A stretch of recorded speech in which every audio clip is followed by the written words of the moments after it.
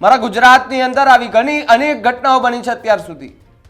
મોરબી જે પુલ કાંડ થયો, હરણી બોટ કાંડ થયો, આવા અનેક એવા કાંડ થયા છે. રાઈડ કાંડ અમદાવાદમાં થયો, આવા અનેક કાંડ થયા છે, અનેક લોકોએ જીવ ગુમાવ્યા છે.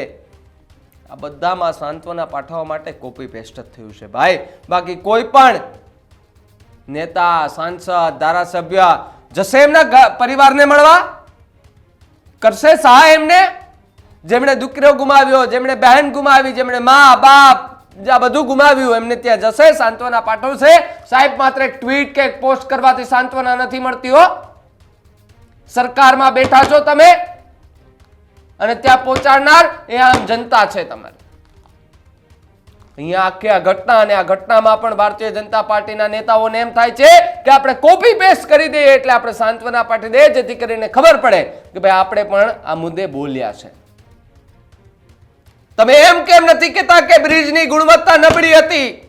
તમે એમ કેમ નથી કહેતા કે બ્રિજમાં ભ્રષ્ટાચાર થાય છે? તમે એમ કેમ નથી કહેતા કે બ્રિજોની અંદર જે સારી ગુણવત્તા વાળું કામ થાય છે નથી થતું, ખરાબ ગુણવત્તા વાળું કામ થાય છે? પરંતુ તમારે એ લખવાનું નથી આવતું, કારણ કે તમે તો સરકારમાં બેઠા છો. હવે સરકારમાં બેઠેલા સરકારનું કોઈ ખોટું બોલે? ના બોલે ભાઈ. ત્યાં તો એ બધું જે હોય એ જ બોલવું પડે તમારે. સાચું બોલવા માટે સાહેબ હિંમત જોઈએ.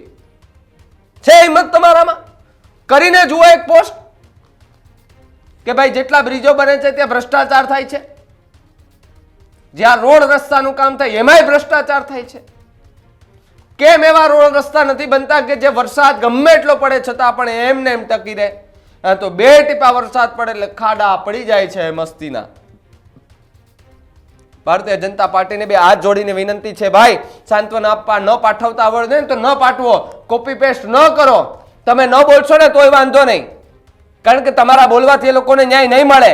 જો તમારા બોલવાથી ન્યાય મળ્યો હોત તો મોરબી કાંડ વાળાને મળી ગયો હોત, રાજકોટ વાળાને મળી ગયો હોત, વડોદરા વાળાને મળી ગયો હોત, અમદાવાદ વાળાને મળી ગયો હોત, સુરત વાળાને મળી ગયો હોત ભાઈ. અનેક સવાલો થઈ રહ્યા છે, એના જવાબો જો ભારતીય જનતા પાર્ટીના નેતા પાસે હોય ને આપે ટ્વીટ કરીને.